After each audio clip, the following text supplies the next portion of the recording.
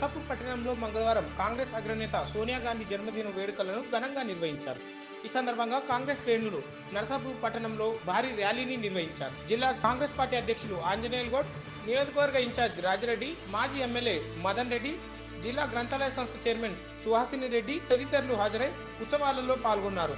Congress party camp కార్యాలయం నుండి నర్సాపూర్ చౌరస్తా వరకు భారీగా ర్యాలీ నిర్వహించి సోనియా గాంధీ జన్మదినం పురస్కరించుకొని కేక్ కట్ చేసి సంబరాలు చేసుకున్నారు. ఈ సందర్భంగా వారు మాట్లాడుతూ తెలంగాణ రాష్ట్ర సాధనలో ఎన్ని ఒడిదుడుకులు ఎదురైనా, ఎన్ని రాజకీయ ప్రకంపనలు వచ్చినా అన్నింటినీ తట్టుకొని తెలంగాణ ప్రజలు, విద్యార్థులు, ఉద్యమకారుల దశాబ్దాల ఆకాంక్షలను నెరవేర్చిన తల్లి సోనియా గాంధీ అని కొనియాడారు. సోనియమ్మ కృషితోనే అసాధ్యం అనుకున్న తెలంగాణ రాష్ట్ర సాధనను సుసాధ్యమైందన్నారు. తెలంగాణ రాష్ట్రాన్ని ఇస్తే ఉమ్మడి ఆంధ్రప్రదేశ్లో కాంగ్రెస్ పార్టీకి తీవ్ర నష్టం జరుగుతుందని తెలిసినా తెలంగాణ ప్రజలకు ఇచ్చిన మాట ప్రకారం తెలంగాణ రాష్ట్రాన్ని ఇచ్చిందన్నారు.